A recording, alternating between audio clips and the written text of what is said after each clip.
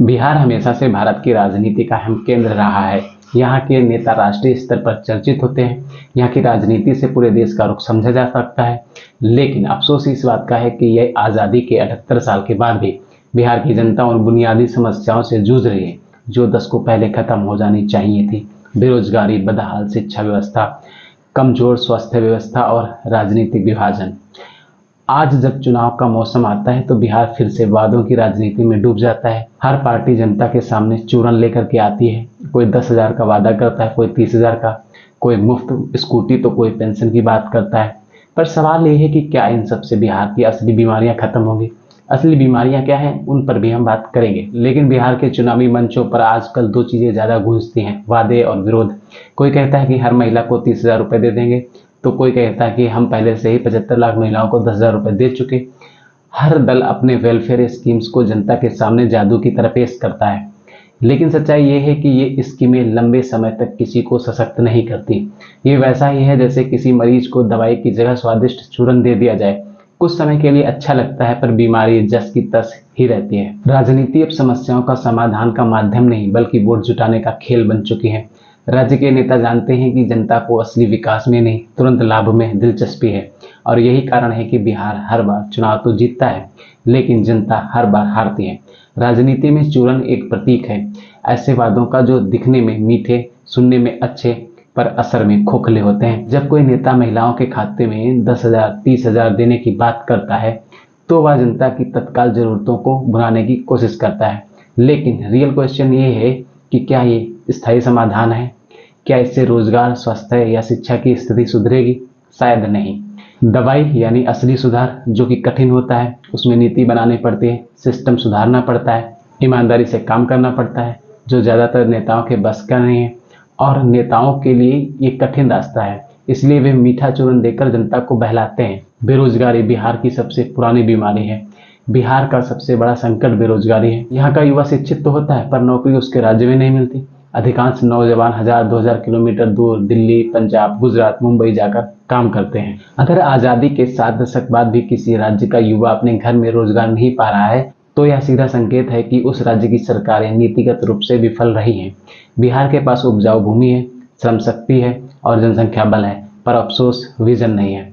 राज्य को industries, IT park, manufacturing hub और कृषि आधारित उद्योगों की जरूरत है।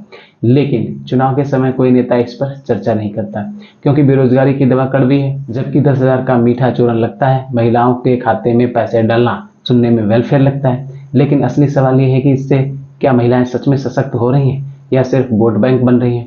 सशक्तिकरण का मतलब होता है महिलाओं की शिक्षा में सुधार, रोजगार के अवसर बढ़ाना, बेस्ट सुरक्षा और सेवाएं होना, समाज में निर्णय लेने की भागीदारी बढ़ाना। लेकिन इन सब की जगह अगर सरकार सिर्फ कैश ट्रांजैक्शन कर रही है तो यह अस्थायी राहत है, सशक्तिकरण नहीं। नेताओं को पता है कि महिलाएं भावनात्मक रूप से स्थिर वोटर हैं। अगर उनके अकाउंट में पैसे आएंगे तो वो कृतज्ञता के भाव से वोट दे सकती हैं। ये राजनीति का सबसे पुराना सॉफ्ट ट्रैप है जो हर चुनाव में दोहराया जाता है। बिहार के सरकारी अस्पतालों की स्थिति किसी से छुपी नहीं है। लोग छोटी सी बीमारी के लिए भी पटना जैसे बड़े शहर या दूसरे राज्यों की ओर भागते हैं। अगर सरकारें चाहें तो बिहार में हर जिले में वर्ल्ड क्लास हॉस्पिटल्स बन सकता है। ऐसा नहीं है कि बन नहीं सकता। एम्स और बड़े मेडिकल कॉलेजों की तर्ज पर बिहार को भी स्वास्थ्य क्रांति मिल सकती है। लेकिन ऐसा होता नहीं है, क्योंकि अस्वस्थ जनता ही निर्भर जनता होती है। जो जनता अस्वस्थ है, गरीब है, वही चुनाव के समय 500, 1,000 या वेलफेयर चूरन से प्रभावित हो जाती है। ये राजनीति का सबसे अमानवीय पहलू है। बिहार को ठीक करने के बजाय उसे राजनीतिक संपत्ति बना लेना ही फायदेमंद है। नेताओं के लिए शिक्षा, जो कभी बिहार की ताकत थी, अब बोझ बन गई है। बिहार शिक्षा की सबसे खराब स्थिति में है। सरकारी स्कूलों की हालत बेहद दयनीय है। छात्र सिर्फ परीक्षा पास करने के लिए किताबें रखते हैं। हायर एजुकेशन की स्थिति भी चिंताजनक है। रिसर्च और इनोवेशन तो मानो है ही नहीं बिल्कुल। अगर सरकारों ने शिक्षा को प्राथमिकता दी होती तो बिहार आज के सबसे आगे राज्यों में होता। लेकिन चुनावी भाषणों में स्कूल सुधार, यूनिवर्सिटी रिफॉर्म्स शायद ही कभी मुद्दा बनता है। बिहार की राजनीति में विकास से ज्यादा असर डालते हैं जाति और धर्म की समीकरणें।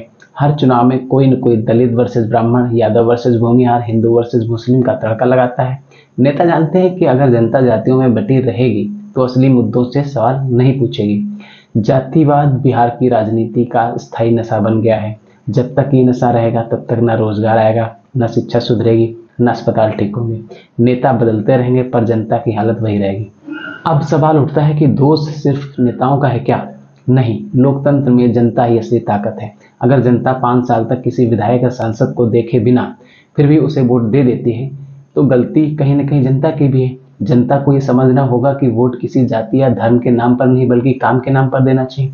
अगर जनता एक बार ठान ले कि जो काम करेगा वही जीतेगा तो बिहार का चेहरा बदलने में ज़्यादा वक्त नहीं लगेगा। अंत में मैं बस इतना ही कहना चाहता हूँ कि जब तक जनता चूरन के स्वाद में दवाई से दूर भागती रहेगी, जब तक जाति और धर्म के नाम पर बटी रहेगी, जब तक 5 साल तक अपने नेता से सवाल नहीं पूछेगी, तब तक हर सरकार आएगी और जाएगी पर हालात वही रहेंगे। राजनीति को मदद नहीं नीति बनाना होगा। महिलाओं को सशक्त करने के लिए पैसे नहीं अवसर चाहिए। युवाओं को बेरोजगारी भत्ता नहीं रोजगार चाहिए। बुजुर्गों को वादे नहीं सम्मान चाहिए। और जनता को चूरन नहीं दवाई चाहिए जो कड़वी जरूर होगी पर बिहार की बीमारियों को जड़ से मिटाएगी। बिहार का भविष्य चुनावी नारों में नहीं जनता की समझ में छिपा है। जिस दिन बिहार का वोटर चूरन को ठुकराकर दवाई चुनेगा उस दिन न बिहार हारेगा न उसकी जनता।